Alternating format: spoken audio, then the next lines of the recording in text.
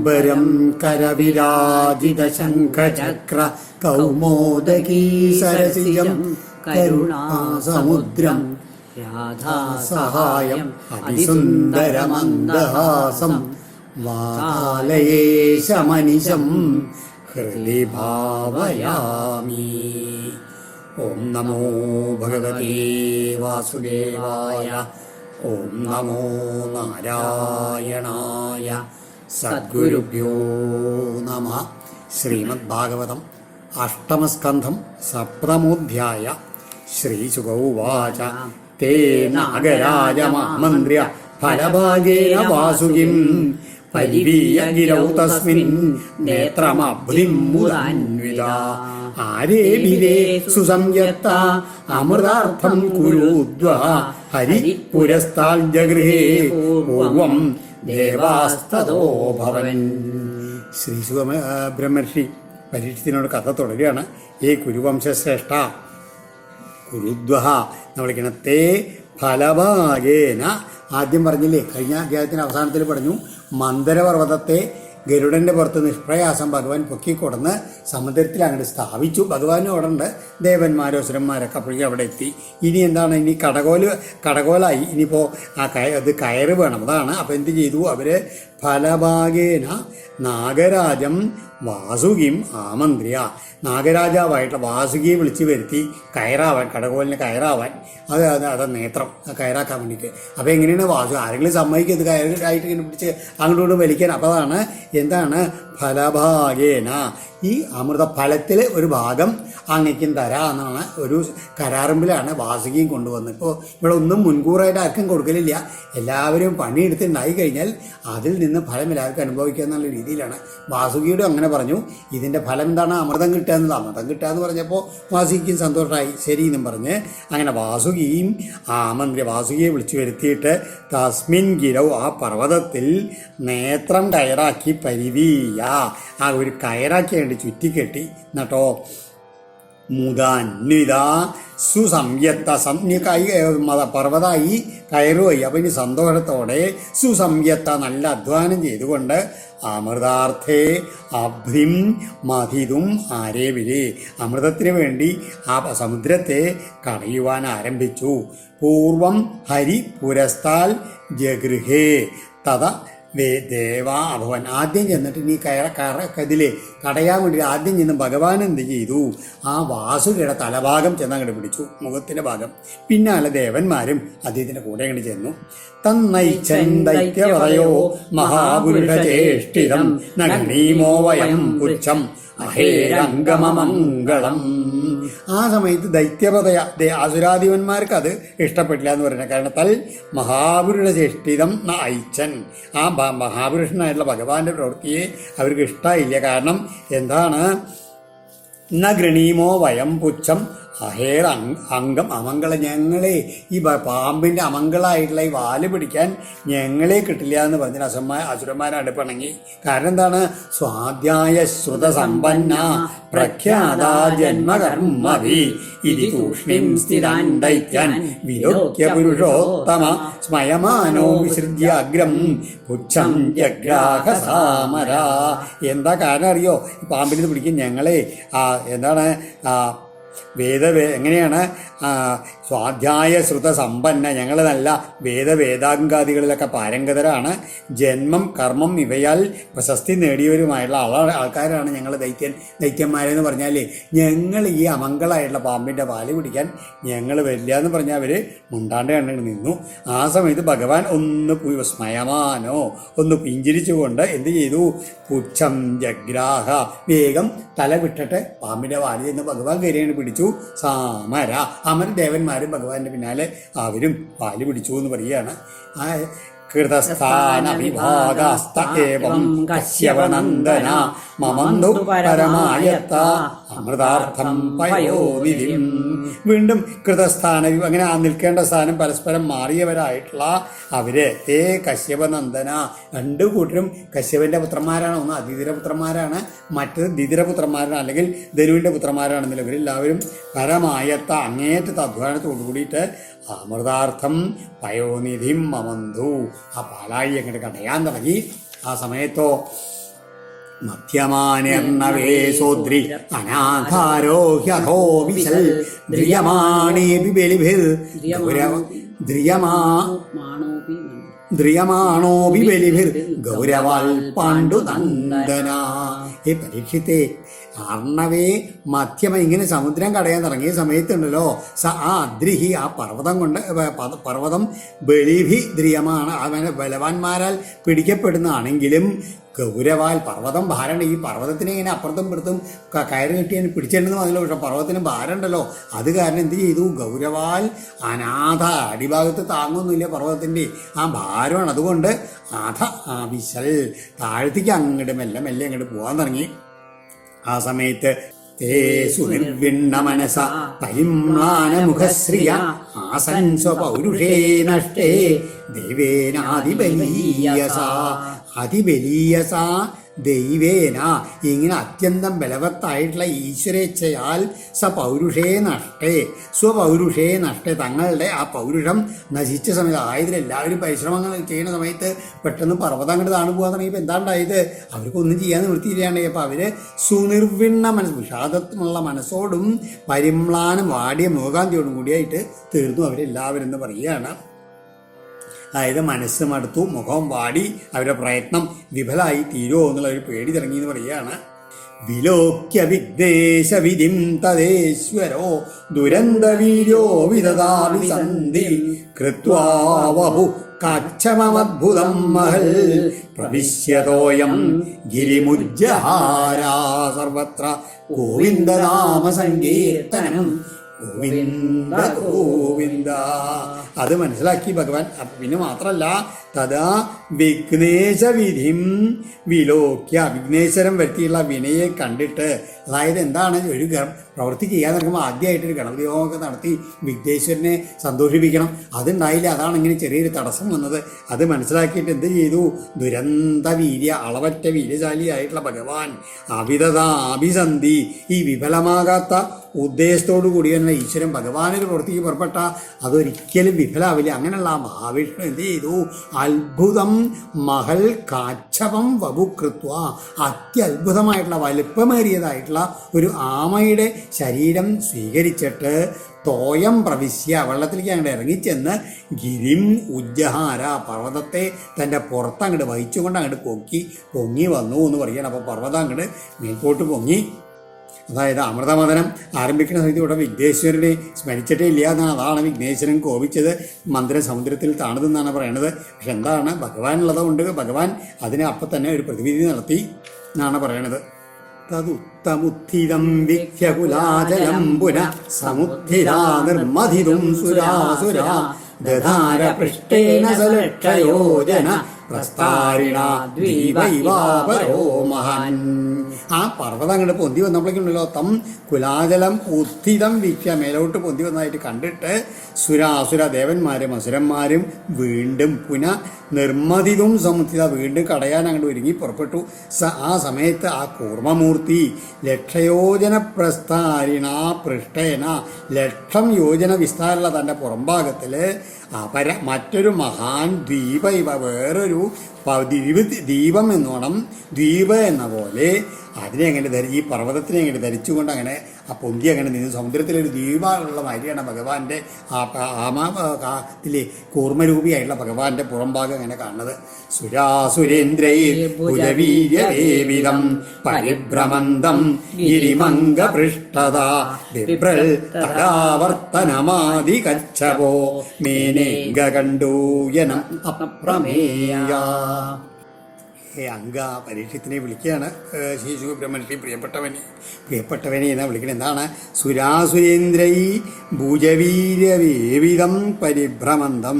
ഈ ദേവന്മാരും അസുരന്മാരിലുള്ള അവരുടെ എല്ലാം മുഖ്യന്മാരായിട്ടുള്ള എല്ലാവരും തങ്ങളുടെ കയ്യൂക്ക് മുഴുവൻ പ്രയോഗിച്ച് ഭുജവീര്യവേവിതം പരിഭ്രമന്തം, വട്ടം തിരിക്കുന്നതായിട്ടുള്ള ഗിരിം, ആ മന്ദരപർവ്വതത്തെ പൃഷ്ഠത വിഭ്ര, തൻ്റെ പുറത്ത് അങ്ങനെ താങ്ങി നിൽക്കുന്ന അപ്രമേയ ആദികച്ഛവ, തിട്ടപ്പെടുത്താനാവാത്ത ബലവാനായിട്ടുള്ള ആ ആദികച്ചവ ആദി കൂർമ്മമൂർത്തി എന്താണ് അദ്ദേഹത്തിന് തോന്നിയത്?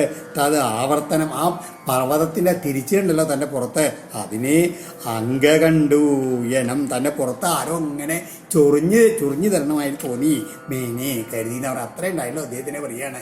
ഈ പർവ്വതത്തിൻ്റെ ഭാരവും തിരിച്ചിലൊക്കെ എന്ന് പറയുകയാണ്.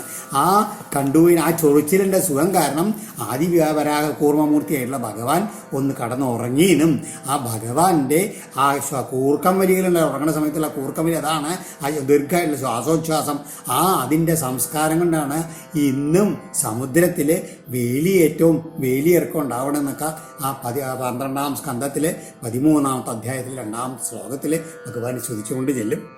തഥാസുരാനാവിശദാസുരേണ രൂപേണ തേഷാം ബലവീര്യമീരയൻ ഉദ്ദീപയൻ ദേവഗണം ച വിഷ്ണു ദൈവേന നാഗേന്ദ്രമഹോദരൂപ തേഷാം ബലവീര്യം ഈരയൻ. ഇനി ആ മഹാവിഷ്ണു എങ്ങനെയാണ്? അന്തര്യാമിയാണ്, പുരുഷനായുള്ള എല്ലാവരുടെയും ഉള്ളിലുള്ള ആളാണ് ആ ഭഗവാൻ. ആ ഭഗവാന്റെ മഹത്വം ആലോചിച്ച് നോക്കൂ. അദ്ദേഹം എങ്ങനെയാണ് ആ മന്ദരപർവ്വതത്തിൻ്റെ താഴെ നിന്നുകൊണ്ട് അതിനെ ഇങ്ങനെ പൊക്കി ഇരിക്കേണ്ട ആ കൂർമ്മ സ്വരൂപിയായിട്ട്. പിന്നെയോ അവരുടെ എല്ലാം ബലവും വീര്യവും ഉൽപ്പാദിപ്പിച്ചുകൊണ്ട് ഉദ്ദീപയൻ അഭിവൃദ്ധി വരുത്തിക്കൊണ്ടും മഹാവിഷ്ണു ആസുരേണ രൂപേണ ആസുരന്മാരുടെ ആ സ്വരൂപഭാവത്തിലെ ആസുരന്മാരുടെ ഇടയിലും ദൈവേന ദേവരൂപത്തിൽ ദേവഗണങ്ങളിലും അതേപോലെ തന്നെ തഥാ അബോധരൂപ ബോധരഹിതമായിട്ടുള്ള ഭാവത്തോടു കൂടി നാഗേന്ദ്രം ച വാസുകിയിലേക്കും ആവേശിച്ചു. അസുരന്മാരുടെ ആസുരഭാവമായിട്ട് ഭഗവാൻ അവിടെ കയറി ചെന്നു, ദേവന്മാരുടെ ദേവഭാവമായിട്ട് അവിടെ കയറി ചെന്നു.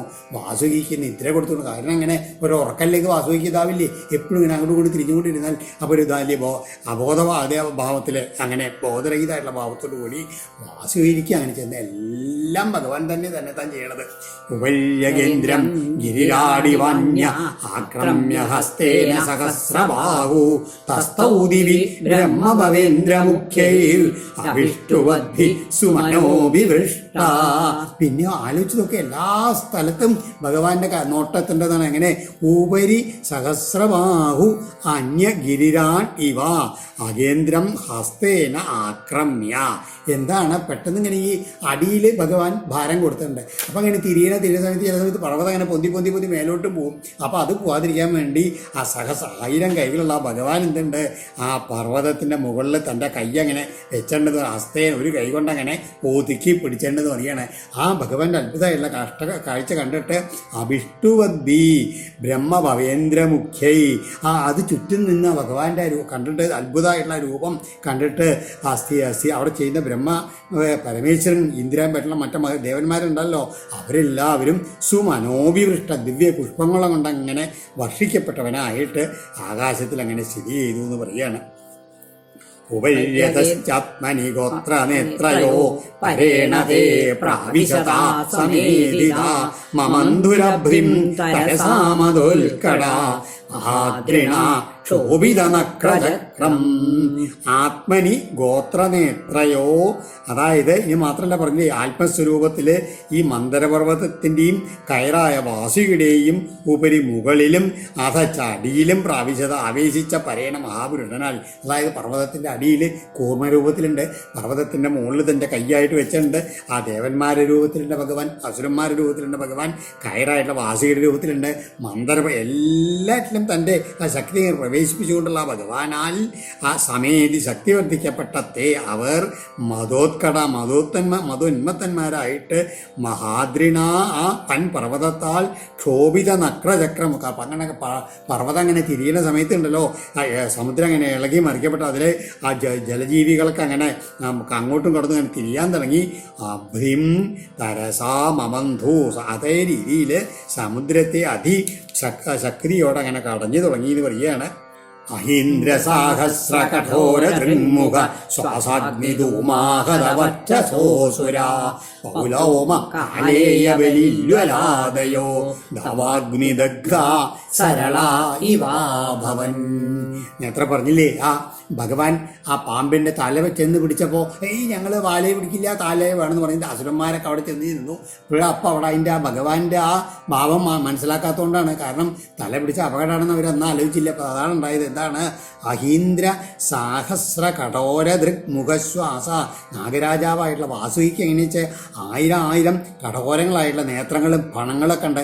അതിൽ നിന്നൊക്കെ ഇങ്ങനെ ആ ശ്വാസോച്ഛ്വാസത്തിൽ ഇങ്ങനെ ആ പാമ്പിൻ്റെ ഇല്ലേ അഗ്നിധൂമാഹത തീയും പുക ഇങ്ങനെ വരുന്നുണ്ട്. അതിൻ്റെ ഈ കടയണ്ണിൻ്റെ ശക്തി കൊണ്ടും തൊണ്ടി ആ വർച്ചസ ആ പൗലോമ ആ അപ്പൻ്റെ ഓജസ്സോടു കൂടിയായിട്ടുള്ള പൗലോമൻ, കാലേയൻ, ബലി ഇല്ലുവല, മഹാബലി ഇല്ലുവൻ തുടങ്ങിയിട്ടുള്ള അസുരന്മാരെല്ലാവരും കാട്ടുതീയൽ ദാവാഗ്നിദഗ്ധ സരള ഇവ ആസൻ.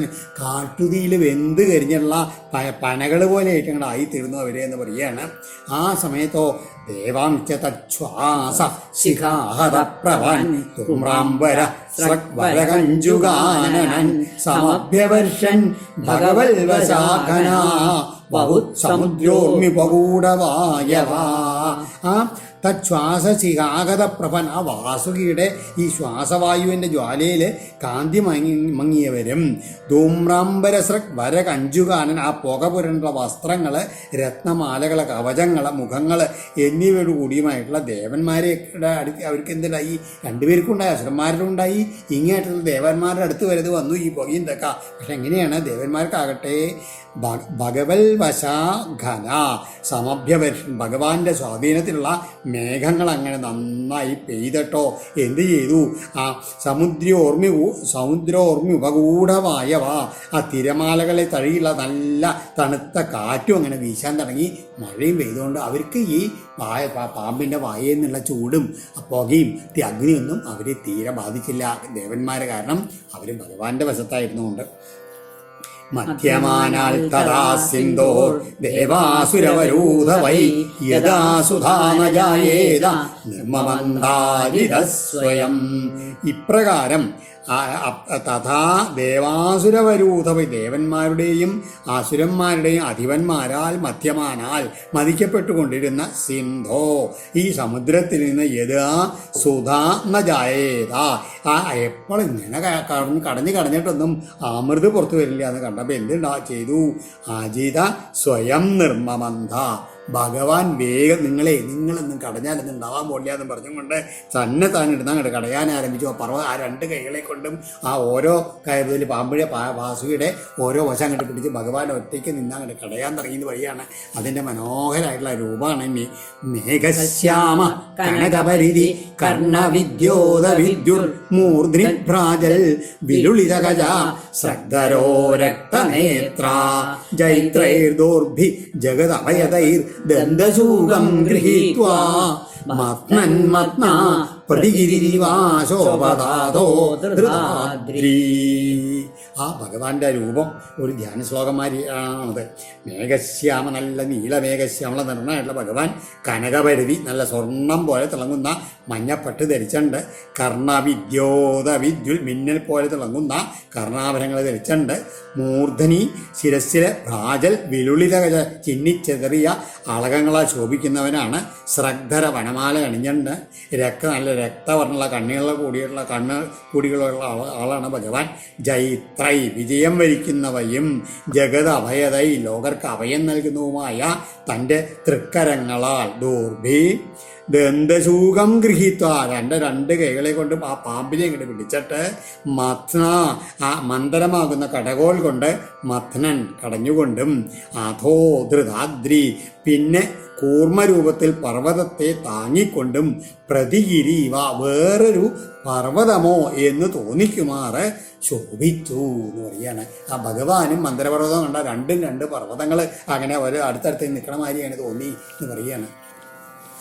എന്താണ് ഇവിടെ ഭഗവാനും ആ പർവ്വതവും തമ്മിലുള്ള സാരൂപ്യം? അതായത് മേഘം പോലെ ശ്യാമനാണ് ഭഗവാൻ. അതേസമയത്ത് മേഘങ്ങളങ്ങനെ വന്നടിഞ്ഞിട്ട് നല്ല നീല നിറമായിട്ടുണ്ട് ഈ പർവ്വതം. അതുമാതിരി നല്ല സ്വർണ്ണ ആഭരണ മഞ്ഞ പട്ടാണ് ഭഗവാൻ ധരിച്ചിരിക്കുന്നത്. എന്നാലോ ധാതുക്കള് രത്നങ്ങളുടെ ഇതൊക്കെ ആധിക്യം കൊണ്ട് അങ്ങനെ സ്വർണ്ണാഭരണ ഒരു പരിവേഷമുണ്ട് ഈ പർവ്വതത്തിനും. ഭഗവാന്റെ കുണ്ടല ശോഭയാണ് മിന്നൽ പിണർ. പർവ്വതത്തിൻ്റെ മുകൾ ഭാഗം ഇങ്ങനെ മേഘം കൊണ്ട് ആവൃതമാക്കിയാൽ അവിടെ ഇങ്ങനെ യഥാർത്ഥത്തിലുള്ള മിന്നൽ പിണർ കാണുന്നുണ്ട്. ഭഗവാന്റെ തലമുടി അങ്ങനെ ശരീരചലനം കൊണ്ട് അങ്ങനെ ചെതറിയിട്ടുണ്ട്. പർവ്വതത്തെ ആവരണം ചെയ്ത മേഘങ്ങൾ അങ്ങനെ കാറ്റത്ത് ചെതറുന്നുണ്ട്. പിന്നെയോ അങ്ങനെ വിശേഷങ്ങൾ ഭഗവാനും പർവ്വതത്തിനും ഒരേമാതിരി ചേരും. അതുകൊണ്ടാണ് വേറൊരു പർവ്വതമാതിരി ഭീമാകാരമുള്ള പർവ്വതമാതിരി നിന്നും കൊണ്ടാണ് ഭഗവാൻ കടഞ്ഞത് എന്ന് പറയുകയാണ്. ആ സമയത്ത് നിർമ്മധ്യമാനാദുദതേ അബുൽവിഷം മഹോൽബണം ഹാലഹലാത്വമഗ്രത സംഭ്രാന്തമീനൊന്മകരാഹി ഗച്ഛവൽ തിമിദ്വിപഗ്രാഹ തിമിംഗലാകുലൽ. അങ്ങനെ കടഞ്ഞുകൊണ്ട് ഇരിക്കുന്ന സമയത്ത് നിർമ്മധ്യമാന കഠിനമായി ഭഗവാൻ തന്നെയാണ് മദനം ചെയ്ത സമയത്ത് സംഭ്രാന്ത മീനോന്മകരാഹി കച്ചപാൽ പരിഭ്രാന്തരായുള്ള മത്സ്യങ്ങൾ, ആ കരയ്ക്കടിഞ്ഞുള്ള ചീങ്കണ്ണികൾ, നീർപ്പാമ്പുകൾ, ആമകൾ, ഇങ്ങനെ തിമിദ്വിപഗ്രാഹ തിമിംഗലാകുൽ തിമികൾ, കടലാനകൾ, തിമിംഗലങ്ങൾ, ഇങ്ങനെ ഇതെല്ലാം കൂട്ടിയിട്ട് അങ്ങനെ പ്രക്ഷുബ്ധമായിട്ടുള്ള ആ സമുദ്രത്തിൽ നിന്ന് ഉദതേ അഗ്രത ആദ്യം തന്നെ എന്താണ് വന്നത്?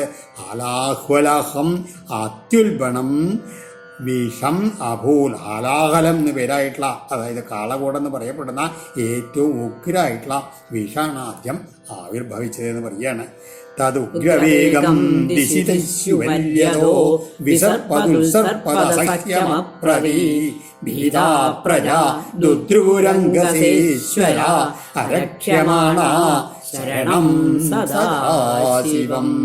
പരീക്ഷിത്തെ ഈ അസഹ്യം അപ്രതി തൽ, ഇങ്ങനെ ഒരു ആർക്കും സഹിക്കാനാവാത്തതും പ്രതിവിധി ഇല്ലാത്തതുമായിട്ടുള്ള തൽ, ആ ഹാലാഹലം, ആ വിഷം, ദിശി ഉപരി അധ ഉഗ്രവേഗം, ദിക്കുകൾ തോറും മേലോട്ടും കീഴോട്ടും അങ്ങനെ അതിവേഗത്തിൽ ഉഗ്രവേഗം അങ്ങനെ വ്യാപിച്ചുകൊണ്ട് ഉത്സർപ്പൽ ഉയർന്നു പൊങ്ങിയ സമയത്ത് ഭീത, അത് കണ്ട് പേടിച്ചുള്ള പ്രജകളെ അരക്ഷ്യമാണ്, വേറെ വെടിയും രക്ഷയില്ലാണ്ട് സേശ്വര ദേവന്മാരോട് കൂടി എന്ത് ചെയ്തു? സദാശിവം ശരണം ദുദ്രുവു, സാക്ഷാൽ പരമേശ്വരൻ സദാശിവനെ ശരണമാക്കിയിട്ട് ഓടിച്ചെന്നു എന്ന് പറയുകയാണ്. വിലോക്യതം ദേവവരം ത്രിലോക്യ ഭവായ ദിവ്യാഭിമതം മുനീനാം ആസീനമദ്രാവവർഗഹേയോ തപോജുഷാണം സ്തുതിഭി പ്രണേമു. എങ്ങനെയാണ് അദ്ദേഹം അവിടെ ത്രിലോക്യ ഭവായ, പരമേശ്വരൻ 3 ലോകത്തിൻ്റെയും ക്ഷേമത്തിനായിക്കൊണ്ട് അദ്രൗ കൈലാസ ശിഖരത്തിൽ ദേവ്യാ പാർവതീദേവിയോടുകൂടി ആസീനം ഇരുന്നരുളുന്നവനാണ് അദ്ദേഹം. മുനീനാം അഭിമതം, ആ മുനിമാർക്കെല്ലാം വളരെ സുസമ്മതനാണ് അദ്ദേഹം. അപവർഗഹേതോ തപ ജുഷാണം, തന്നെ ആശ്രയിക്കുന്നവരുടെ മുക്തിയെ ലക്ഷ്യമാക്കിയിട്ട് തപസ്സിനെ അനുഷ്ഠിക്കുന്നവനുമായിട്ടുള്ള തം ദേവവരം, ആ മഹാദേവനെ വിലോക്യ ചെന്ന് കണ്ടിട്ട് സ്തുതിഭി പ്രണയമു, ദേവന്മാരെല്ലാവരും കൂടിയിട്ട് പ്രജാപതികളെല്ലാവരും കൂടി ചെന്ന് പരമേശ്വരനെ ചെന്ന് നമസ്കരിച്ച് അങ്ങോട്ട് സ്തുതിക്കാൻ തുടങ്ങി എന്ന് പറയുകയാണ്. പ്രജാപതയ ഊചു ദേവദേവ മഹാദേവ ഭൂതാത്മൻ ഭൂതഭാവന ത്രാഹിന ശരണാവന്നം ത്രിലോക്യദഹനാൽ വിഷാൽ. ദേവന്മാർ മാത്രമല്ല, അവിടെ പ്രജകൾ, ലോകത്തിലെല്ലാവർക്കും ഇവിടെ ദേവന്മാരും അസുരന്മാരും കൂടിയിട്ടാണ് കടയാൻ തുടങ്ങിയത്. വെച്ചാലും ലോകങ്ങൾക്ക് മുഴുവൻ പേടിയായി ഈ കാളകൂടം വേഷം കണ്ടപ്പോഴേ. അതാണ് പ്രജകളുടെ അധിപനായ പ്രജാപതികൾ, അതായത് മരീചി തുടങ്ങിയിട്ടുള്ള പ്രജാപതികൾ, അവരാണ് ചെന്നിട്ട് ദൈവത്തിനോട് സ്തുതിക്കേണ്ടത് പരമേശ്വരനോട്. എന്താണ്? ഏ ദേവദേവ, അല്ലയോ ദേവന്മാർക്കും ദേവനായവനേ, മഹാദേവ, ഭൂതാൽ സർവചരാചര ആത്മാവേ, ഭൂതഭാവന, സർവഭൂതങ്ങളിൽ സ്രഷ്ടാവേ, ത്രൈലോക്യദഹനാൽ വിഷാൽ, 3 ലോകങ്ങളെയും ദയിപ്പിക്കുന്ന ഈ വിഷത്തിൽ നിന്ന് ശരണാവന്നാന്ന ത്രാഹി, ശരണാഗതരായി ഞങ്ങളെ രക്ഷിക്കണേ എന്ന് പറഞ്ഞുകൊണ്ടാണ് അവര് ചെല്ലണത്. ത്വമേക സർവജഗത ഈശ്വരോ ബന്ധമോക്ഷയോ തം ത്വാം അർച്ചന്തി കുശലാ പ്രപന്നാർത്തിഹരം ഗുരും. ത്വം ഏക, അങ്ങ് ഒരാൾ മാത്രമാണ്, സർവജഗത ബന്ധമോക്ഷയോ ഈശ്വര. അതായത് ഈ ലോകത്തിൻ്റെയും എല്ലാ ലോകത്തിൻ്റെയും കർമ്മബന്ധത്തിനും ബന്ധത്തിനും മോക്ഷത്തിനും നിയന്താവായിട്ടുള്ള ഒരേ ഒരാൾ അങ്ങ് തന്നെയാണ്. ഒപ്പം തന്നെ പ്രപന്നാർത്തികരം, തന്നെ ശരണം പ്രാപിക്കുന്നവരുടെ എല്ലാ ശോകങ്ങളെയും നശിപ്പിക്കുന്ന ഗുരും ലോകഗുരുവായിട്ടുള്ള തം ത്വാം ആ അങ്ങയെ കുശല അർച്ചന്തി, വിദ്വാൻമാരെ എപ്പോഴും പൂജിക്കുന്നു. ഗുണമയ്യാ സ്വശക്യാസ്യ സർഗസ്ഥിത്യപ്യയൻ വിഭോ ദൽസേയദാ സുദൃഗ്ഭൂവൻ ബ്രഹ്മവിഷ്ണു ശിവാഭിതം. ഹേ വിഭോ, അങ്ങ് എങ്ങനെ വെച്ച് കഴിഞ്ഞാൽ ഭൂമ പരബ്രഹ്മസ്വരൂപനാണ് അങ്ങ്, സ്വദൃക് ജ്ഞാനസ്വരൂപനായിട്ടുള്ള അങ്ങ്. യഥാ ആസ്യ സർഗസ്ഥിതി അപ്യയാൻ, എപ്പോൾ അങ്ങ് ഇച്ഛിക്കുന്നു ഈ പ്രപഞ്ചത്തിൻ്റെ സൃഷ്ടിസ്ഥിതി സംഹാരങ്ങളെ നടത്തണം, ആ സമയത്ത് ഗുണമയ്യാസ്വശക്തിയ, ത്രിഗുണമയ്യായിട്ടുള്ള തൻ്റെ മായയെ ആശ്രയിക്കുന്ന സമയത്ത് ബ്രഹ്മവിഷ്ണു ശിവാഭിതം, ബ്രഹ്മാവ് വിഷ്ണു പരമേശ്വരൻ എന്നീ നാമത്ര പേരുകളെ അങ്ങ് ധരിക്കുന്നു. ഇതെല്ലാം യഥാർത്ഥത്തിൽ അങ്ങ് തന്നെയാണ്. ത്വം ബ്രഹ്മപരമം ഗുഹ്യം സദസൽഭാവഭാവന നാനാശക്തിവിരാവാദ ത്വമാത്മാ ജഗദീശ്വരാ. ത്വം ഗുഹ്യം പരമം ബ്രഹ്മ, അങ്ങ് തന്നെയാണ് യഥാർത്ഥത്തിൽ രഹസ്യ സ്വഭാവമുള്ള ആ പരബ്രഹ്മം. ആത്മാവും അങ്ങ് തന്നെയാണ്. സദസൽ ഭാവഭാവന, സത്തും അസത്തുമായിട്ടുള്ള എല്ലാ ഭാവങ്ങളെയും പ്രതിഭാസിപ്പിക്കുന്ന നാനാശക്തി, വിവിധ ശക്തികളിലൂടെ ജഗൽ പ്രപഞ്ച സ്വരൂപമായി തന്നെ ആഭാത പ്രകാശിച്ച സാക്ഷാൽ ഈശ്വരൻ അങ്ങ് തന്നെയാണ്. ത്വം ശബ്ദയോ നിർജഗദാദിരാത്മാ പ്രാണേന്ദ്രിയ ദ്രവ്യഗുണസ്വഭാവ കാലക്രതു സത്യമൃതം ജലമ്മ ത്വയ്യക്ഷരം യൽ ത്രിവൃതാനന്ദി. അങ്ങാണ്. ത്വം ശബ്ദയോനി, ശബ്ദാത്മകമായിട്ടുള്ള വേദത്തിന് ഉറവിടം അങ്ങാണ്. പ്രാണേന്ദ്രിയ ദ്രവ്യഗുണസ്വഭാവ, പ്രാണങ്ങള് ഇന്ദ്രിയങ്ങള് പഞ്ചഭൂതങ്ങള് ത്രിഗുണങ്ങൾ, ഇതെല്ലാം സ്വഭാവത്തോടു കൂടിയ ജഗത, ഈ ജഗത്തിൻ്റെ ആദികാരണവും ആത്മാവും കാലശക്തിയും ക്രതു യജ്ഞസ്വരൂപിയും സത്യവും ഋതവും ധർമ്മവും എല്ലാം അങ്ങാണ്. എന്തെന്നാൽ ത്രിവൃ, മൂന്നെണ്ണം ചേർന്ന അക്ഷരം ത്വയി അങ്ങയിലാണെന്ന് ആമനന്തി ജ്ഞാനികൾ സമർത്ഥിക്കുന്നു പറയാം. അതായത് മൂന്ന് അക്ഷരങ്ങളുള്ള പ്രണവവും കൂടി അങ്ങിൽ തന്നെയാണെന്ന് വിദ്വാൻമാരുടെ അഭിപ്രായം. ഈ കാലശക്തിയായിട്ടും അതുമാതിരി ഇന്ദ്രിയങ്ങളെ പഞ്ചഭൂത ത്രിഗുണ ക്രിയാശക്തിയായിട്ടും ജ്ഞാനശക്തിയായിട്ടും എല്ലാം പ്രപഞ്ചത്തിൽ വാഴുന്ന ആരാണ്? അങ്ങ് തന്നെയാണ്. അഗ്നിർമുഖം തേകില ദേവതാത്മാ ക്ഷിതിം വിദുർ ലോകഭവാംഗ്രിവങ്കജം കാലം ഗതിം തേകില ദേവതാത്മനോ ദിശശ്ചകർണൗ രസനം ജലേശം. ഈ ലോകഭവ, ലോകത്തിന് അഭയം നൽകുന്നവനെ, അഖില ദേവതാത്മന, എല്ലാ ദേവന്മാരുടെയും സമഷ്ടി രൂപമായ തേ അങ്ങയുടെ, അതായത് വിരാട് സ്വരൂപനായുള്ള അങ്ങയുടെ മുഖമത്രേ അഖില ദേവതാത്മാ, സമസ്ത ദേവതാസ്വരൂപമായിട്ടുള്ള അഗ്നി. പിന്നെയോ ക്ഷിതി, ഭൂമിയെ തേ അംഗ്രിപങ്കജം, അങ്ങയുടെ പാദപത്മമായിട്ടും കാലത്തെ അങ്ങയുടെ ഗതിയായിട്ടും ദിക്കുകളെ അങ്ങയുടെ കർണങ്ങളായിട്ടും ജലേശം, വരുണനെ അങ്ങയുടെ രസനേന്ദ്രിയമായും അറിയുന്നു. നാഭിർനവസ്തേ ശ്വസനം നഭസ്വൻ സൂര്യശ്ച ചക്ഷുംഷി ജലം സ്മരേത പരാവരാത്മാശ്രയണം തവാത്മാ സോമോ മനോദ്യുർ ഭഗവൻ ശിരസ്തേ. ഹേ ഭഗവാനെ, തേ നാഭി, അങ്ങയുടെ ആ പൊക്കിൾ കൊടിയാണ് ആകാശം. ശ്വസനം നഭസ്വാൻ, ശ്വാസമാണ് വായു. ചക്ഷുംഷി സൂര്യ, നേത്രങ്ങളാണ് സൂര്യൻ. രേതസ്സാണ് ജലം. തവ ആത്മാ, അങ്ങയുടെ ആത്മാവാണ്. പരാവരാത്മാ ആശ്രയണം സ്മ, ഉച്ചനീചത്വ ഭേദേനയുള്ള എല്ലാ ജീവജാലങ്ങൾക്കും ആശ്രയമായിരിക്കുന്നത് അങ്ങയുടെ മനസ്സാണ് ചന്ദ്രൻ. തേ ശിര, അങ്ങയുടെ ശിരസ് ദ്യോവാണ്. കുക്ഷിസമുദ്ര ഗിരയോസ്തി ശങ്ക രോമാണി സർവൗഷധിരുതസ്തേ ഛന്ദാംസി സാക്ഷാൽ തവ സപ്തദാതവ ത്രയീമയാത്മൻ ഹൃദയം സർവധർമ്മ. വിരാട് സ്വരൂപിയായിട്ടാണ് ഭഗവാനെ ഇവിടെ സ്തുതിക്കണത്. എന്താണ് ഭഗവാനെ അങ്ങയുടെ നാഭി ഇതിൽ എന്താണ് കുക്ഷി സമുദ്രാഗിരയോ അസ്ഥി സംഘ രോമാണി സൗർവ ഔഷധി വീര വേദത്രയ സ്വരൂപിയായിട്ടുള്ള ഭഗവാനെ അങ്ങയുടെ വയറാണ് സമുദ്രങ്ങൾ, അസ്ഥി സംഘാ ഗിരയ അസ്ഥിക്കൂട്ടങ്ങളാണ് പർവ്വതങ്ങൾ, രോമങ്ങളത്രേ ഈ സർവ ഔഷധി എല്ലാ ഔഷധികളും വിരുത്തുകളും, തവ സപ്തധാവ അങ്ങയുടെ സപ്തധാതുക്കളത്രേ എന്താണ് ഈ സാക്ഷാൽ ഛന്ദാംസി ഛന്ദസ്സുകൾ, ഹൃദയമാണ് സർവധർമ്മങ്ങളെല്ലാം. മുഖാനി പഞ്ചോപനിഷദസ്തവേശ യൈത്രിംശദഷ്ടോത്തരമന്ത്രവർഗ യത്തൽ ശിവാഖ്യം പരമാർത്ഥതത്വം ദേവ സ്വയം ജ്യോതിരവസ്ഥിതിസ്തേ. ഹേ ഈശ ദേവ അല്ലയോ ഈശ്വര പരമേശ്വര, തവ മുഖാനി അങ്ങയുടെ മുഖങ്ങളാണ് 5 ഉപനിഷത. അതിൽ പരമേശ്വരന് 5 മുഖങ്ങളാണെന്ന് പറയുന്നത്. അത് 5 ഉപനിഷത്തുകളാണെന്നാണ് പറയുന്നത്. അവയിലെ മന്ത്രങ്ങളെല്ലാം ചേർന്നാൽ എങ്ങനെ 38 വരും. ഉപനിഷതാം യൈ ഏവയാൽ 30 അഷ്ടോത്തര മന്ത്രവർഗ 38 കലകൾ ഉൾക്കൊള്ളുന്ന മന്ത്രസംഹിത ഉണ്ടായി എന്ന് പറയുകയാണ്. ശിവാഖ്യം യൽ ശിവം എന്നറിയപ്പെടുന്നത് ഏതോ തൽ പരമാർത്ഥതത്വം ആ പരമാർത്ഥതത്വം സ്വയം ജ്യോതി സ്വയം പ്രകാശവും തേ അങ്ങയുടെ ആ യഥാർത്ഥത്തിലുള്ള അവസ്ഥിതിയാണ് ശിവം എന്ന് പറയുന്നത്, പരമേശ്വരൻ എന്ന് പറയുന്ന അവസ്ഥ. ഛായാത്വധർമ്മോർമിഷുയൈർവിസർഗോ നേത്രത്രയം സത്വരജസ്തമാംസി സാഖ്യാത്മന ശാസ്ത്രകൃതസ്തവേക്ഷ ഛന്ദോമയോ ദേവർഷി പുരാണ. ഹേ ദേവ തവ ഛായ അത് അങ്ങയുടെ നിഴലാണ് അധർമ്മോർമിഷു അധർമ്മത്തിൻ്റെ അലകളിൽ സ്ഥിതമായിട്ടുള്ളത്. അതിൽ യൈ യാതൊന്നുകളാൽ വിസർഗം നടക്കുന്നുവോ അവ സത്വരജ സ്തമാംസി സത്വരജസ്തമോ ഗുണങ്ങളാകുന്ന നേത്രത്രയം അങ്ങയുടെ 3 നേത്രങ്ങളത്രേ സാഖ്യാത്മന ജ്ഞാനസ്വരൂപിയും ശാസ്ത്രങ്ങളുടെ ഉപജ്ഞാതാവുമായിട്ടുള്ള തവ അങ്ങയുടെ ഈക്ഷ നോട്ടമാണ്. ഛന്ദോമയ പുരാണ ഋഷി ഛന്ദോബദ്ധവും അതിപ്രാചീനവുമായിട്ടുള്ള വേദം എന്ന് പറയുക. ഋഷി എന്ന് പറഞ്ഞാൽ അവിടെ വേദം എന്നാണ് അർത്ഥം. നതേ ഗിരിത്രാഖിലോകപാലം വിരിഞ്ച വൈകുണ്ഠ സുരേന്ദ്രഗമ്യം ജ്യോതിപരം യത്ര രജസ്തമശ്ച സത്വം നയൽ ബ്രഹ്മനിരസ്തഭേദം.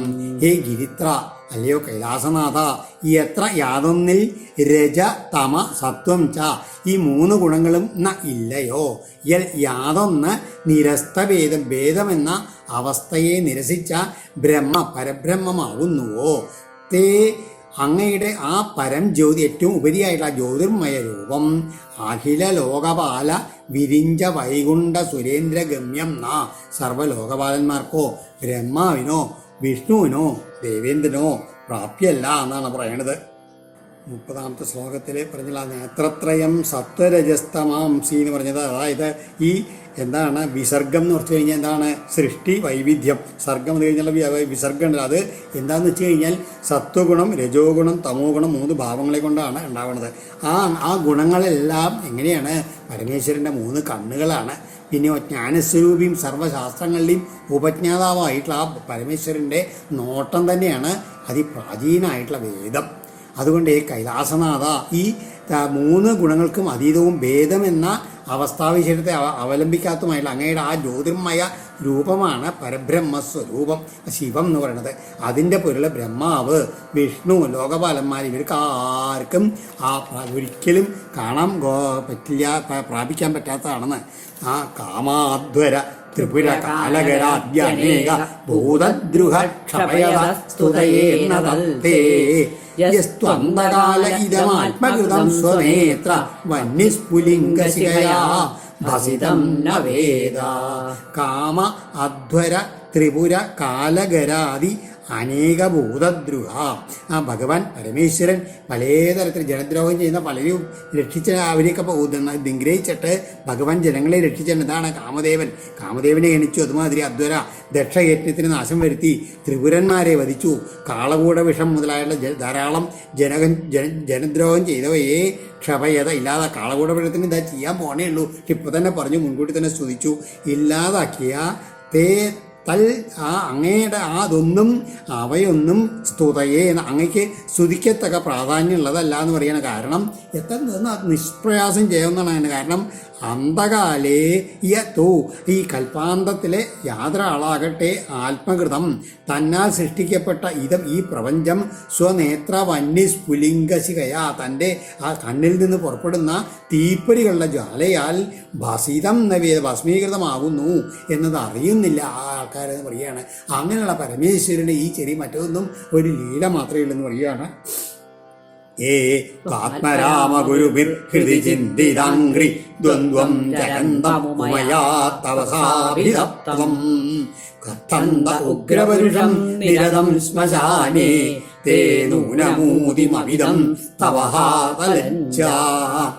ആത്മാരാമ ഗുരുവി ആത്മാരാമന്മാരായുള്ള ഗുരുക്കന്മാരാൽ ഹൃദി ചിന്തിത അംഗ്രിദ്വന്ദ്വം ഹൃദയ അന്തർഭാഗത്തിൽ എപ്പോഴും ധ്യാനിക്കപ്പെടുന്ന ആ പാദയുഗങ്ങളോട് കൂടിയവനും തപസാ അഭിതപ്തം തപശ്ചര്യയാൽ ഉജ്ജ്വലിക്കുന്നവനുമായ ത്വാ അങ്ങയെ ഉമയാചരന്തം പാർവതിയോടുകൂടി സഞ്ചരിക്കുന്ന നിരതം വിഷയലാലസനെന്നും ശ്മശാനെ ഉഗ്രപരുഷം അതായത് ശ്മശാനത്തിന് ചുടലക്കാട്ടിൽ അങ്ങനെ ഉഗ്രനായിട്ടും പരുഷനായിട്ടും വിഹരിക്കുന്നവനെന്നും ഏ കഥന്തെ ആര് ജൽപ്പിക്കുന്നുവോ തേ ഹാതലജ്ജ അവർ ലജ്ജാഹീനന്മാരാണ്. അവർക്ക് തവ ഊതിയും അങ്ങയുടെ ലീലാചരിതത്തെ പറ്റി നൂനം അവിതൻ അവർക്ക് എന്തെങ്കിലും അങ്ങയുടെ മഹത്വം അറിഞ്ഞിട്ടാണോ അവരിങ്ങനെയൊക്കെ പറയണത് എന്ന് ചോദിക്കുകയാണ്. തത്തസ്യതേ സദസതോപരതപരസ്യ നാംജസ്വരൂപഗമനേ പ്രഭവന്തി ഭൂമ്ന ബ്രഹ്മാദയക്കിമുദ സംസ്തവനേ വയം തു തത്സർഗസർഗവിഷയാ അഭിശക്തി മാത്രം.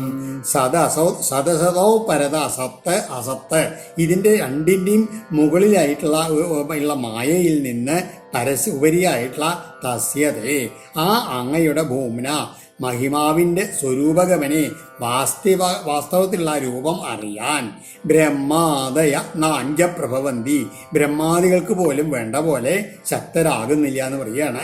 സംസ്തവനെ സ്തുതിക്കുന്നതിൽ കിമുത പിന്നെ എന്താ പറയാനുള്ളത്? തത് അഭി അത് അങ്ങനെയെല്ലാം ആണെങ്കിലും തൽ സർഗസർഗ വിഷയ അവരുടെ സൃഷ്ടികളായി ഉണ്ടായിട്ടുള്ള വയം ഞങ്ങളോ ശക്തിയും ഞങ്ങളുടെ കഴിവിനൊത്തു മാത്രം സ്തുതിക്കുന്നു. അതായത് അങ്ങടെ ആ മഹത്വം ബ്രഹ്മാദി ദേവന്മാർക്ക് പോലും പരിപൂർണമായിട്ട് അറിയില്ല എന്ന് പറയുകയാണ്. കാരണം അങ്ങ് സത്തിനും അസത്തിനും മായയ്ക്കും എല്ലാം അതീതനായിട്ട് കഴിയുന്ന ആളാണ്. അപ്പോൾ അവർക്ക് പറയാൻ പറ്റില്ലെങ്കിലോ അവരുടെ സൃഷ്ടികളിൽ പെട്ട ഒരു സാധാരണ ആയിട്ടുള്ള ആൾക്കാരാണ് ഞങ്ങളൊക്കെ, ഈ പ്രജാപതി വരൊക്കെ ഞങ്ങളൊക്കെ. അപ്പം ഞങ്ങൾക്ക് എന്താ പറയാൻ പറ്റുക, സ്തുതിക്കാൻ പറ്റുക? അങ്ങനെ അതിൽ ആ കഴിവിനൊത്ത് മാത്രം എന്തെങ്കിലുമൊക്കെ സ്തുതിക്കുക എന്ന് മാത്രമേ ഉള്ളൂ. പരിപൂർണമായിട്ട് മാഹാത്മ്യം മനസ്സിലാക്കിയിട്ടല്ല ഞങ്ങൾ സ്തുതിക്കണത് എന്ന് പറയുകയാണ്. ഏതൽ പരം പ്രപശ്യാമോ നപരം തേ മഹേശ്വര മൃഡനായ ഹി ലോകസ്യ വ്യക്തിസ്ഥേ അവ്യക്തകർമ്മണ. ഇത് മാത്രം ഞങ്ങൾക്ക് പറയാൻ പറ്റുന്നത് ഹേ മഹേശ്വര തേ ഏതൽ പരം പ്രവശ്യാമി ഈ രൂപത്തെ മാത്രം ഞങ്ങൾ കാണുന്നു, പരം അതിനപ്പുറം കാണുന്നില്ല എന്ന് പറയുകയാണ്. എന്താണ് അങ്ങയുടെ ഈ കാരുണ്യസ്വരൂ അവ്യക്തമായിട്ടുള്ള സൂക്ഷ്മകർമ്മങ്ങൾ ചെയ്യുന്ന അങ്ങയുടെ ഈ വ്യക്തിത്വം എന്തിനാണ്? ലോകസ്യ മൃഡനായ ഹി ലോകരുടെ സൗഖ്യത്തിന് വേണ്ടിയിട്ട് ആ സദാശിവ രൂപത്തിൽ ആ പരമശിവനായിട്ട് എല്ലാവർക്കും മംഗളം തരുന്നുകൊണ്ടുള്ള ഈ രൂപം ഉണ്ടല്ലോ, ഈ രൂപം മാത്രമേ ഞങ്ങൾക്ക് കാണാൻ കഴിയുന്നുള്ളൂ. അതിനെ മാത്രമേ ഞങ്ങൾ ഇത് ആസ്വദിക്കുന്നുള്ളൂ. കാരണം അങ്ങയുടെ ഇപ്പോഴത്തെ പ്രഭാവം എന്തിനു വേണ്ടിയിട്ടാണ്? ലോകത്തിൻ്റെ നന്മയ്ക്ക് വേണ്ടിയിട്ടാണ് ഞങ്ങൾക്കറിയാം. അതുകൊണ്ട് അങ്ങയെ സ്തുതിക്കണു, ഞങ്ങൾ വേറെ ഒന്നും ഞങ്ങൾക്ക് അറിയില്ല എന്ന് പറഞ്ഞുകൊണ്ടാണ് അവർ സ്തുതി നിർത്തുന്നത്. ആ സമയത്ത് ശ്രീചുഗോവാച തദ്വിക്യവ്യസനം താസാം കൃപയാ ഭൃശപീഡിത സർവഭൂതസുഹൃദേവ ഇതമാഹസതിം പ്രിയം.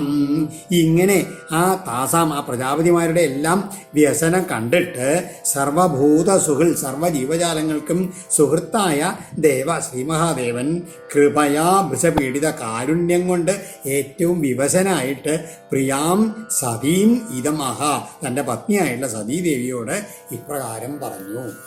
ശിവോവാച അഹോപത ഭവന്യേതൽ പ്രജാനം പശ്യ വൈശസം ക്ഷീരോദമദനോദ്ഭൂതൽ കാളകൂടാൽ ഉപസ്ഥിതം. ഹേ ഭവാനി, അല്ലയോ ഭവാനി, ക്ഷീരോദമദനോത്ഭൂതാൽ കാളകൂടാൽ, ഈ പാലാഴി കടയുമ്പോൾ ഉണ്ടായിട്ടുള്ള ഈ കാളകൂട വിഷത്തിൽ നിന്ന് പ്രജാനാം ഉപസ്ഥിതം ഏതൽ വൈശസം, ജനങ്ങൾക്ക് വന്നുപെട്ടുള്ള ഈ പാരവശ്യത്തെ നോക്കൂ, പശ്യ അഹോപത, മഹാകഷ്ടം തന്നെ എന്ന് പറയാണ് പരമേശ്വരൻ. താസാം പ്രാണപരീപ്സൂനം വിധേയമഭയം ഹിമേ ഏതാവാൻ ഹി പ്രഭോരർത്ഥോ യൽ ദീനപരിപാലനം. ഞാൻ അവരുടെയൊക്കെ പ്രഭുവാണ്. അപ്പോൾ പ്രഭുവിൻ്റെ ആ അർത്ഥം എന്താണ് ചെയ്യേണ്ടത്? പ്രഭു എന്ന് പറഞ്ഞാൽ അവരുടെയൊക്കെ ദീനപരിപാലനം, ദീനന്മാരായിട്ടുള്ള ആൾക്കാരെ പരിപാലിക്കുകയാണെന്നാണ്. അതാണ് താസം, അവർക്ക് ജീവരക്ഷയ്ക്ക് ഉഴലുന്ന അഭയത്തെ ചെയ്യുക. ആ പ്രാണപരിപ്സൂന, ജീവരക്ഷയ്ക്ക് ഉഴലുന്ന അവർക്ക് അഭയത്തെ ചെയ്യുക എന്നത് എന്നാൽ കർത്തവ്യമായതാണ്. കാരണം ഞാൻ അവരുടെയൊക്കെ പ്രഭുവാണ്. അതാണ് എൻ്റെ ജീവിത ലക്ഷ്യം എന്നാണ് പരമേശ്വരൻ പറയുന്നത്. പ്രാണൈസ്വൈ പ്രാണിന പാന്തി സാധവ ക്ഷണഭംഗുരൈ ബദ്ധവൈരേഷു ഭൂതേഷു മോഹിതേഷു ആത്മമായയാ.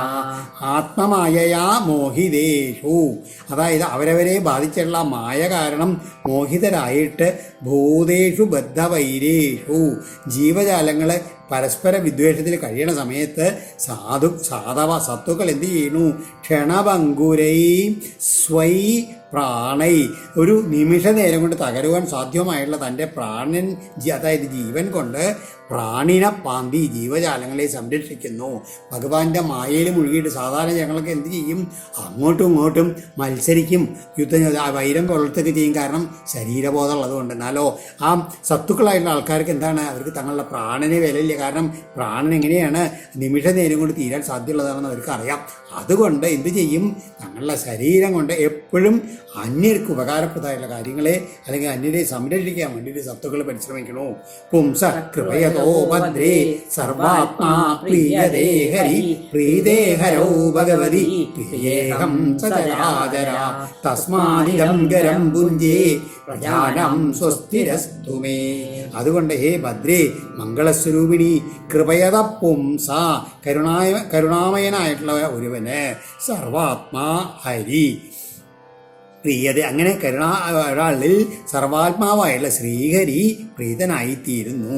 ഭഗവതി ഹരൗ പ്രീതി, അങ്ങനെ ഭഗവാൻ ശ്രീഹരി പ്രീതനായാൽ സചരാചര, ആ ചരാചരങ്ങളോടൊപ്പം അഹം പ്രിയ, ഞാനും പ്രീതനാകുന്നു.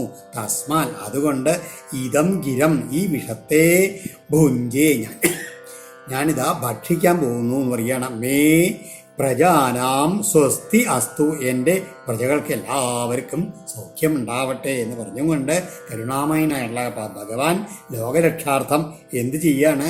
ആ കാളവൂട വിഷം കുടിക്കാൻ വേണ്ടി അങ്ങോട്ട് പുറപ്പെടുകയാണ്. ശ്രീ ശുഗോവാച ഏവമാമന്ത്ര ഭഗവാൻ ഭവാനീം വിശ്വഭാവന തദ്വിഷം ജഗ്ധുമാരേവേ പ്രഭാവജ്ഞാന്യമോദദ. വിശ്വഭാവന ഭഗവാൻ, ലോകത്തിന് മുഴുവൻ ശുഭം വരുത്തുന്നവനായിട്ടുള്ള ഭഗവാൻ പരമേശ്വരൻ ഭവാനീം ഏവം ആമന്ത്ര്യ, പാർവതീദേവിയോട് ഇങ്ങനെ പറഞ്ഞിട്ട് തദ്വിഷം ജഗ്ധും ആരേവേ, ആ വിഷത്തെ ആഹരിക്കുവാൻ തുടങ്ങി. പ്രഭാവജ്ഞ, ആ ഭഗവത് പ്രഭാവത്തെക്കുറിച്ച് ബോധവതിയായിട്ടുള്ള ശ്രീപാർവതി തടയുന്നല്ല ചെയ്തത്. കഥയിലൊക്കെ അങ്ങനെ പറയും, പാർവതി ദേവി കഴുത്തിൽ ചെന്ന് വന്നല്ല, അനുമോദിക്കുകയും ചെയ്തു. ഭഗവാന്റെ മഹത്വം അറിയാം പാർവതി ദേവിക്ക്, അങ്ങനെ അനുമോദിക്കുകയും ചെയ്തു എന്ന് പറയുകയാണ്. ആ തഥ കരതലീകൃത്യ വ്യാപിഹാലാഹലം വിഷം അഭക്ഷയൻ മഹാദേവ കൃപയാ ഭൂതഭാവന. നമ പാർവതീപതയേ ഹര ഹര മഹാദേവ. തഥ അതിൽ പിന്നെ ഭൂതഭാവനായിട്ടുള്ള ആ അതായത് എല്ലാ ജീവജാലങ്ങളുടെയും ജീവനായി വർത്തിക്കുന്ന മഹാദേവൻ വ്യാപി ഹാലാഹലം വിഷം, സർവത്ര വ്യാപിച്ചു നിൽക്കുന്ന ആ കാളകൂട വിഷത്തെ കൃപയാ ജീവകാരുണ്യം ചെയ്തുമായിട്ട് കരതലീകൃത്യ, തൻ്റെ കൈത്തലത്തിൽ അങ്ങോട്ട് ഒതുക്കിയിട്ട് ഭക്ഷയത്, അതങ്ങോട്ട് ഭക്ഷിച്ചു. തസ്യാപി ദർശയാമാസ സ്വവീര്യം ജലകന്മഷ യച്ചകാരകളേ നീലം തച്ച സാധോർവിഭൂഷണം. ജലകൽമഷ, ആ ജലത്തിൻ്റെ ദോഷാംശമായിട്ടുള്ള കാളകൂടം വിഷം തസ്യാപി, ആ പരമേശ്വരനിലും കൂടി സ്വവീര്യം, തൻ്റെ വീര്യം ദർശയാമാസ പ്രകടമാക്കിയതിന് അത്ര ശക്തിയുള്ളതാണ് കാളകൂട വിഷം. ആ ഭഗവാനിലും കൂടി അതിൻ്റെ ശക്തി കാണിച്ചു. ഇങ്ങനെ ഗളേ നീലം ചകാരയൽ. എന്താണ്? ഭഗവാന്റെ കഴുത്തിൽ ഒരു നീല നിറം അങ്ങനെ ആയിക്കൊണ്ട് അതാണ് ചേർന്നു ചകാര ചെയ്തു എന്ന് പറയാണ്. തച്ച, പക്ഷെ അതെന്താണ്? തച്ച, അതും സാധോ വിഭൂഷണം, അത് സജ്ജനായിട്ടുള്ള ഭഗവാന് ഒരു അലങ്കാരമായി തീരുകയാണ് ഉണ്ടായത് പറയാണ് ആ നീല നിറം. കാരണം എന്താണ്? തപ്യന്തേ ലോകതാപേന സാധവ പ്രായശോജന പരമാരാധനം തദ്ധി പുരുഷസ്യാഖിലാത്മനാ. പ്രായേണ സാധവ ജന, സജ്ജനങ്ങള് ലോകതാപേന, ലോകർക്കുണ്ടാകുന്ന ദുഃഖത്താൽ തപ്യന്തേ, തപിക്കപ്പെട്ടവരാകുന്നു. തദ്ധി, അതാകട്ടെ അഖിലാത്മന, സർവത്തിൻ്റെയും ആത്മാവായ പുരുഷസ്യ, ഭഗവാന്റെ പരം അതിവിശിഷ്ടമായ ആരാധനയുമാകുന്നു എന്നാണ് ഇതിൻ്റെ ആ നീലടയാളം എന്താണ് കാണിക്കുന്നത്? ലോകത്തിൽ സജ്ജനങ്ങൾ എന്ത് ചെയ്യും? ലോകർക്കുണ്ടാവുന്ന ദുഃഖത്തിനെ തീർക്കാൻ വേണ്ടിയിട്ട് അവർ സ്വയം തപിക്കുന്നു പറയുകയാണ്. ആ താപം തന്നെയാണ് അവർ ഈശ്വര ആരാധനയായിട്ട് മാറ്റിക്കൊണ്ടാണ് അവർ പ്രവർത്തിക്കുന്നത്. അത് കാണിക്കാൻ വേണ്ടിയാണ് ഭഗവാന്റെ കഴുത്തിലുള്ള നീല നിറം അങ്ങനെ ഉണ്ടായതെന്ന് പറയുകയാണ്. അതായത് മറ്റുള്ളവരുടെ ദോഷങ്ങൾ ഉണ്ടല്ലോ, അത് നമ്മുടെ കഴുത്തിൽ വെക്കണം എന്ന് പറയുകയാണത്. ഒരിക്കലും പുറത്തെടുത്ത് വേറെ ആൾക്കാരോട് പറയാൻ പാടില്ല എന്നുള്ളതാണ് ആ സൂചിപ്പിക്കുന്നതും കൂടി പറയും. നിശമ്യകർമ്മതൽ ശംഭോ ദേവദേവസ്യ മീഡുഷ പ്രജാദാക്ഷായണീ ബ്രഹ്മ വൈകുണ്ഠശ്ച ശംസിരേ. ആ മീഡുഷ ദേവദേവസ്യ, കാമവർഷകനും ദേവദേവനുമായിട്ടുള്ള ആ ശംഭോ പരമേശ്വരൻ്റെ കർമ്മ, ആ വിശിഷ്ടമായിട്ടുള്ള കർമ്മത്തെ ശ്രവിച്ചിട്ട് വൈകുണ്ഠ ബ്രഹ്മ ദാക്ഷായണി, മഹാവിഷ്ണുവും ബ്രഹ്മാവും പാർവതീദേവിയും പ്രജാജ മറ്റു ജനങ്ങളും എല്ലാം അദ്ദേഹത്തിനെ പ്രശംസിച്ചു എന്ന് പറയുകയാണ്. പ്രസ്കന്നം പിബത പാണ്യേ യൽ കിഞ്ചിൽ ജഗുസ്മതൽ വൃശ്ചികാഹി വിഷൗഷദ്യോ ദന്തശൂകാശ്ചയേവരേ. ഇങ്ങനെ അദ്ദേഹം കയ്യിൽ പാനം ചെയ്യുന്ന സമയത്ത് പിബത വിഷപാനം ചെയ്തുകൊണ്ടിരിക്കേ പാണേ യൽ കിഞ്ചിൽ പ്രസ്കന്നം, ആ കയ്യിൽ നിന്ന് എന്തെങ്കിലും കുറച്ച് വിഷം തുള്ളി പുറത്ത് ഇറ്റി വീണിരുന്നല്ലോ. തത് വൃശ്ചികാഹി വിഷ ഔഷധ്യ, അത് ആ തുള്ളി വിഷത്തിനെയാണ് തേള്, പാമ്പ്, വിഷച്ചെടികള് മറ്റും അതുമാതിരി അവരെ മറ്റു മറ്റു വിഷജീവികളുണ്ടോ അവയെല്ലാം ജഗൃസ്ത, ആ വിഷത്തിൻ്റെ തുള്ളികളാണ് ഇന്ന് ലോകത്തിലുള്ള എല്ലാ ജന്തുക്കളും വിഷജന്തുക്കളുടെയും വിഷസസ്യങ്ങളിലേക്ക് നിറഞ്ഞു നിൽക്കുന്ന വിഷം അതാണെന്ന് പറയുകയാണ്. ഓം ശ്രീകൃഷ്ണാർപ്പണമസ്തു. ഇത് ശ്രീമദ് ഭാഗവതേ മഹാപുരാണേ പാരമഹംസ്യാം സംഹിതായാം അഷ്ടമസ്കന്ധേ അമൃതമദനേ സപ്തമോധ്യായ സർവത്ര ഗോവിന്ദനാമ സങ്കീർത്തനം. ഗോവിന്ദ ഗോവിന്ദ. പരമേശ്വരൻ ഈ കാളകൂട വിഷം ഗാനം ചെയ്യുന്ന സമയത്ത് അച്യുതാനന്ദ ഗോവിന്ദ എന്ന് മന്ത്രം ജപിച്ചുകൊണ്ടാണ് അത്രേ അതിന് പത്മപുരാണത്തിൽ പറയണ്ടേ. ഇത്യുക്ത പാർവതീനാഥോ ധ്യായൻ നാരായണം ഹൃദി മഹാമന്ത്രം സമുച്ചാര്യ വിഷമാദത് ഭയങ്കരം മഹാമന്ത്രപ്രഭാവേണ വിഷം ജീർണം ഗതം മഹൽ അച്യുതാനന്ദ ഗോവിന്ദ ഇതി നാമത്രയം ഹരേന്ന് പത്മപുരാണത്തിൽ പറഞ്ഞിട്ടുണ്ട്. അതായത് അച്യുതാനന്ദ ഗോവിന്ദ എന്ന് ജപിച്ചുകൊണ്ടാണ് അത്രേ പരമേശ്വരൻ ഈ കാളകൂടം പാനം ചെയ്തത്. അതുകൊണ്ട് ആ വിഷത്തിന് യാതൊരു ഇതും ഒന്നും ഭഗവാനെ കാണിക്കാൻ പറ്റിയില്ല എന്ന് പറയുകയാണ്. പിന്നെ മറ്റേ ഇതിൽ പാർവതീദേവി ശിവന്റെ കഴുത്ത് പിടിച്ചു എന്നൊക്കെ ഉണ്ടല്ലോ, അതൊക്കെ വെറും കെട്ടുകഥകളാണ് എന്നാണ് പറയുന്നത്. കാരണം ഭഗവാന്റെ കഴുത്തോളം എത്താനേ ആ വീരത്തിന് കഴിയൂ, പാർവതീദേവി പിടിക്കേണ്ട ആവശ്യമൊന്നുമില്ല എന്നാണ് ശ്രീധരാചാര്യ പറയണത്. ഓം ശ്രീകൃഷ്ണാർപ്പണമസ്തു.